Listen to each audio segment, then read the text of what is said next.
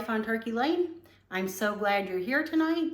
I just got home from work and it's about supper time, and so the other day Andy cooked up some chicken leg quarters that we had, that he had thawed, and so I've got some leftovers of those, and I needed to make some side dishes to go along with them, and I think these are side dishes you might be interested in. The first one is that we have pulled a few of the green tomatoes out of the garden because we don't want them to get any kind of splitting or crackage. We had a storm late last night and early this morning, and then also, like I mentioned before, we're starting to get some bug pressure down in the garden, and we don't want these to get all ate up. So we're going to do some fried green tomatoes tonight. And then also I have my Instant Pot out, and I've got some rice, and we're going to make some rice in the Instant Pot, and we're going to do like an Italian chicken flavored rice to go along with our chicken leg quarter. And I thought I would show you what I'm doing and just how easy it is and quick to make rice in the Instant Pot. Okay, so first we're going to start with our rice. I've got my Instant Pot here, and I've got my savory ring inside the Instant Pot. So now for the rice, we're going to go ahead and start it first because it's going to take longer probably than cooking up a little bit of green tomatoes. So let me get my measuring cup, and we're going to do 2 cups of rice. We're just going to do 2 cups of long grain white rice.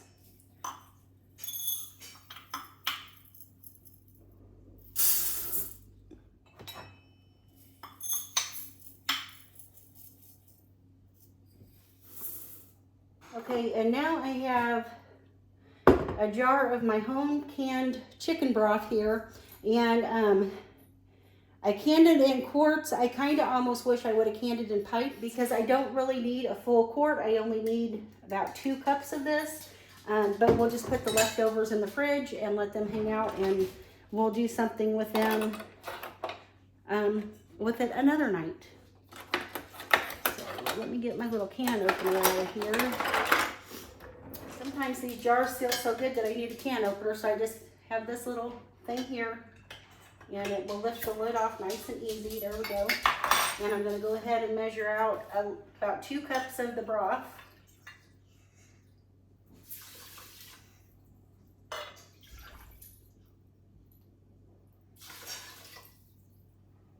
And maybe just a little dab more.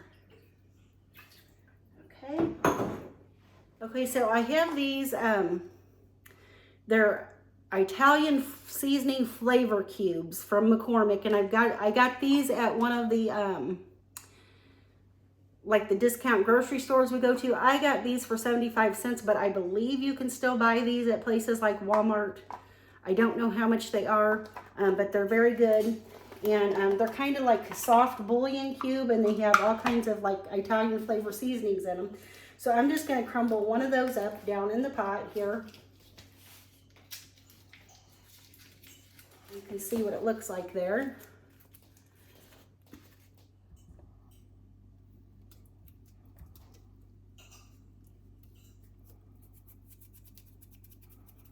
Okay, so I've got that. I've got the 2 cups of rice, 2 cups of broth, and then one of those bouillon cubes down in here. And I'm going to go ahead and just stir that a little bit.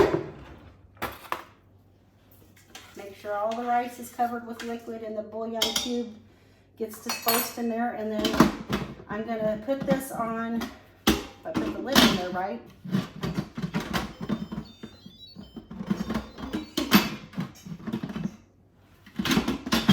There we go.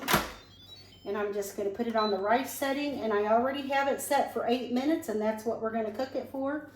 And then we'll let it do its natural release for, until we're done with our green tomatoes, and this will be perfectly cooked.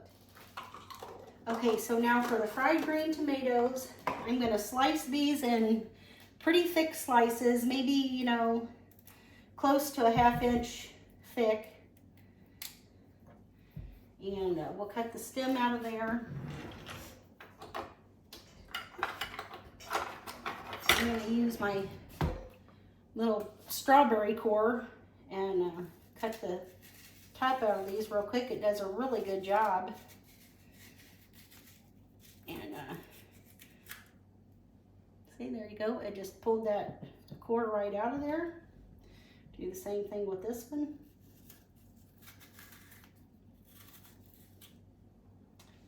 And I think I got this little core from, I don't know, a thrift store or something, but I believe you can still buy these at places like Walmart or Amazon, and they're just $1 or $2. They're not expensive. Okay, so now that I've got the cores out of my tomatoes, I'm just going to cut them, like I said, in pretty thick slices. Anywhere, you know, let me show you here. Maybe about 1/4 to 1/2 inch thick. Not super thick, but not real thin either. And since it's just me eating these tonight, Andy's at work, I'm not going to do a whole lot. I might save a couple for him for a nightly snack or something tonight, but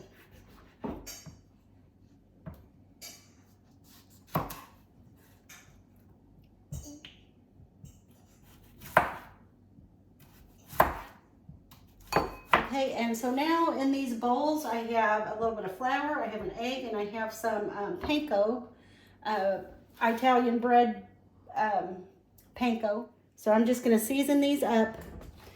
I have flour, an egg, and some Italian breadcrumbs here. And so while I have my tomatoes on the cutting board, I'm going to go ahead and season them with some salt and pepper. I like my food to be seasoned and have a lot of flavor, so I'm just going to sprinkle some salt and pepper on those.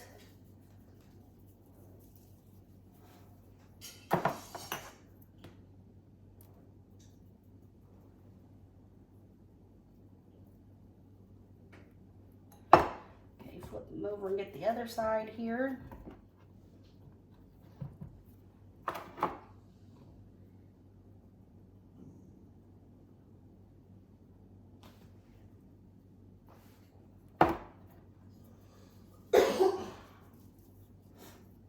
Okay, and I'm going to go ahead and I'm going to put some garlic powder in my flour, probably about a teaspoon or so.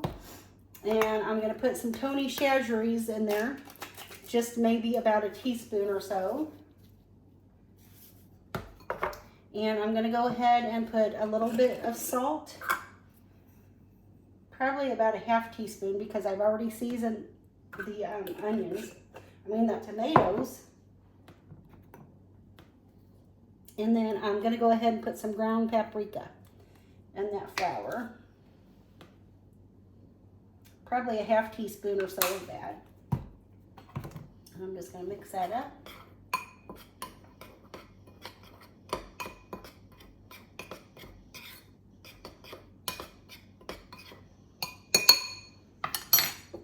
Okay, now I'm going to crack my egg here. And I've got about 1/8 cup of water I'm going to put in the egg. Just give that a good mix.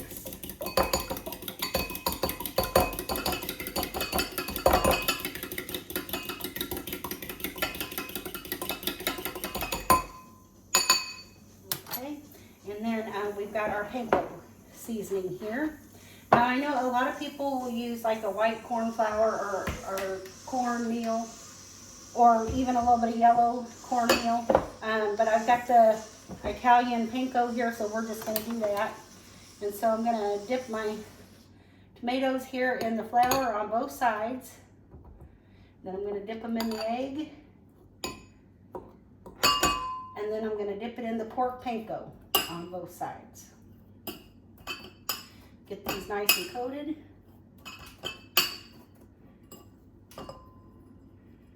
And so that's how you want them to look before you start frying them. So I'm going to go ahead and finish coating all these, and I'll be back when it's time to fry.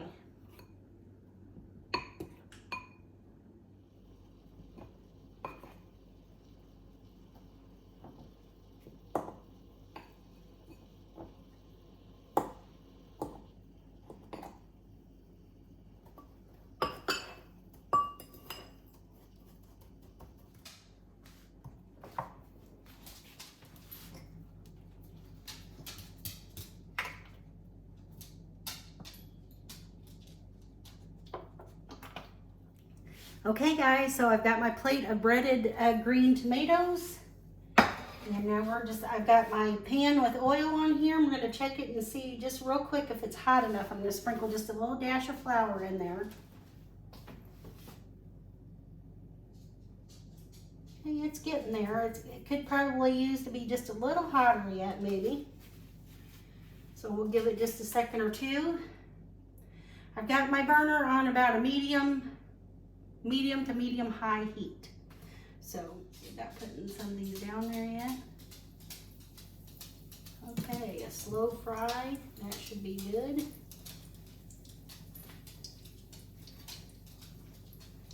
We'll do some of these little top pieces that are not whole slices first to get them started, because if you've fried anything, you know that the first little batch is not the best. It's usually the batch afterwards that is the best. So put your not so pretty pieces in first, and then when it's time for the second batch to go in, you'll have all your nice pretty full slices, and they'll work out real good for you. And we're just doing a shallow fry in the pan here. So, but you just fry them for a couple minutes on each side, just like you would if you were doing fried zucchini or something like that. They're just battered and fried, or coated and fried. And you could use really any kind of coating you like. You know, if you like more of a spicy coating on it, you can use, I used a little bit of Tony Chassere's, but not a whole lot, but you could use cayenne, or I think nowadays they even make a sriracha powder or something like that. You could use that, or really just anything you want.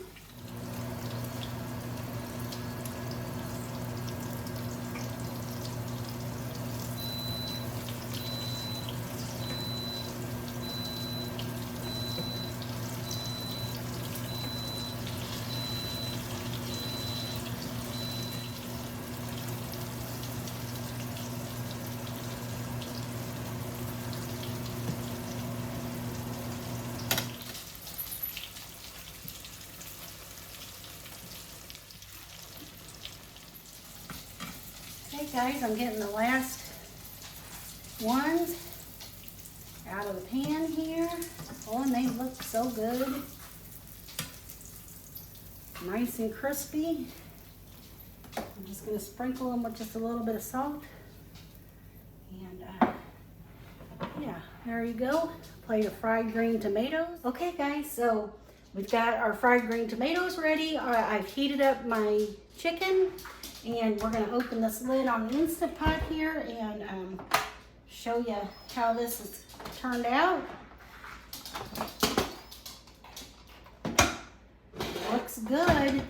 Looks really good. I'm going to give it a stir, and we're going to put a little bit of butter in it. Okay, if you can see that there, I soaked up all that liquid, and it looks really fluffy and good. I'm just going to add about a tablespoon or so of butter to my pot here, and just mix that in there.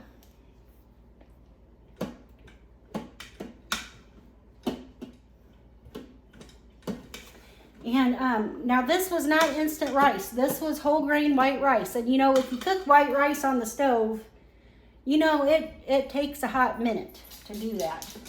So this is in the Instant Pot, and like I said, we cooked it for 8 minutes. And then we let it do a natural release for 7 minutes, so a total of about 15 minutes. And you don't really have to let it do the natural release. It may cook a little bit more in that time, but it's not going to make a huge difference. So if you only have 8 minutes, you can cook yourself some rice in 8 minutes. Okay. Now, I'm going to get me some of this on my plate. Got me a plate here with some chicken and some of the fried green tomatoes, and I'm going to get me a spoon and scoop up some of that. Okay guys, so I've got my rice on my plate, my fried green tomatoes on my plate, and my chicken, and I'm going to give the fried green tomatoes and the rice a little taste test. Now this rice, I have never made the rice with these particular ingredients before. I have made rice in the Instant Pot using, I did use a can of my homemade tomato juice, and I used a Mexican, this McCormick, they have a Mexican flavor cube that is just like this, comes in the same kind of jar, but it's Mexican. And I used one of those and my tomato juice to make Spanish rice, but I have never tried it with the chicken broth and the Italian cube. So we're gonna give that a taste and see if we like it. Hopefully it turns out really good. Okay, so let's give this a taste test, guys. Let's taste the rice. I'm interested to see if this needs a lot of salt or how much flavor it has.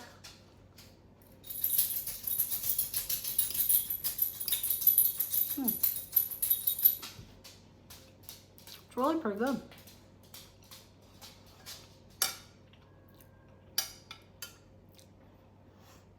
To me, I'm thinking that I might have needed to add a little salt, which we can add that now. But a little salt and maybe one more of those flavor cubes. So if I ever make this again, I might try that, add one more of those flavor cubes and a little bit of salt, and I think it'll be perfect. But it's still real good right now. And then, so let's try one of these fried green tomatoes. Just gonna cut a little piece off of one. They're nice and crunchy. Okay, so let's give this a bite. Oh. There's the ticket, guys. That's good stuff. That's good. I love the soft, tangy tomato and that crunchy outside. Oh man, that's the bomb, guys. That is the bomb.com. So try making yourself some fried green tomatoes. If you get to the farmer's market and somebody's got some green tomatoes, or maybe you still have some out on your plants, fry some up. They're really good. Okay, guys, so I'm gonna go eat my supper. But don't go away, because I'm going to come back and we're going to take a look at, I'm going to give you an update on the apple scrap vinegar, see how it's doing, and we're also going to see how the fermented peppers are doing. So I'll be right back. Hang on just a minute. Okay, guys, so that was some seriously good food. And those fried green tomatoes, oh man, I've been looking forward to them, and they surpassed my expectations for sure. They were so good. But anyway, I thought tonight before I go, and before I have to clean up this ginormous mess that I made for supper, I thought I would show you the apple scrap vinegar, how it's doing. Here is the quart-size jar. I did have enough to make a quart-size jar and a gallon-size jar here. And so let's take off the lids and give these another stir. Now I have been stirring them here and there over the last couple weeks. I think these are now about 3 weeks old. So that is looking really good. And I'm just gonna take my skewer and I'm gonna go down in here and just stir it up. And I can still see bubbles in here. So as long as I can see bubbles, I'm gonna let these continue to ferment and steep. I would venture to say that probably over the next week or so that I will be ready to strain this. Take all those apple cores and peels out and strain the vinegar off of it and let it continue to ferment. And it smells like vinegar, guys. It does smell like apple cider vinegar. It's really good. It's mild. It's not a real strong vinegar smell right now, but it is getting there. And I would imagine this little jar is about the same way. I'm just going to go ahead and stir it while I've got it out. Perfectly fine. And so I will put that back in my dark spot until, for another week or so, until it's ready to strain off. And then I hopefully will bring you along and we'll do that together. And then while we're here, let's take a look at the fermenting peppers. We've got 2 jars here. And now the weight, this jar probably wasn't as full, so the peppers have sunk down under that water. But as you can see, they're turning like an olive green instead of the bright green like fresh jalapenos and Anaheims. But we're gonna open them and I'm gonna see how they smell and how they look. Smells nice and peppery, I can tell you that. I'm gonna just dip a spoon in there and take a little taste.